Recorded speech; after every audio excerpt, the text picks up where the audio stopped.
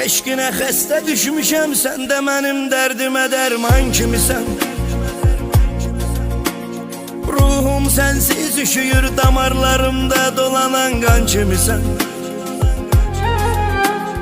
Mən səni sevməyimi günah eyləmədim, həyatımda səhv elədim. Narzular qaldı yarım, narzuları əllərimlə məhv elədim. Yadındadırmı sən idin tək nəfəs almaqma səbəbkar ürəyim?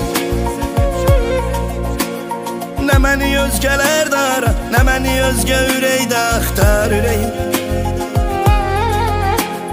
Qənim kəsildi mənə, sən qəsdimə durdun qəti düşmənim üçün.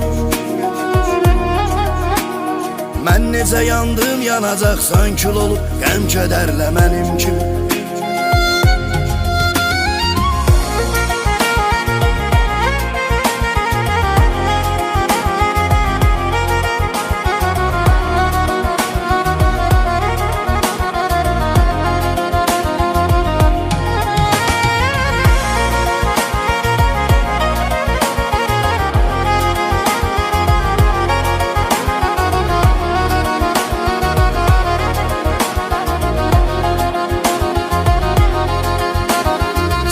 Olub tək gecələr sübhə qədər sızlamışam, ağlamışam.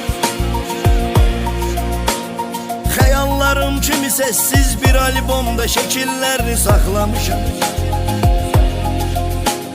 Qırdın ürəyimi dəfələrlə, mənə qıydın, sənə mən qıymamışam. Var içində nifrət, amma lənət ürəyim, səndən doymamışam. Həyatdır eybi yox, nə vaxtsa gələri yüz üzə qismət, nə bilim.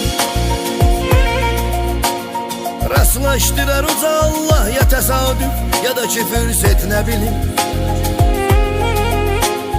Gözlərindəki kədəri, üzüntünü hiss eləyim, baxım keçim. Göz yaşı tək yanaqlarına damla damlarınla axım keçim. Yadındadırmı sən idin tək nəfəs almaqma səbəbkar ürəyim? Nə məni özgələr də ara, nə məni özgə ürəkdə axtar ürəyim. Qənim kəsildi mənə, sən qəsdimə durdun qəti düşmənim üçün.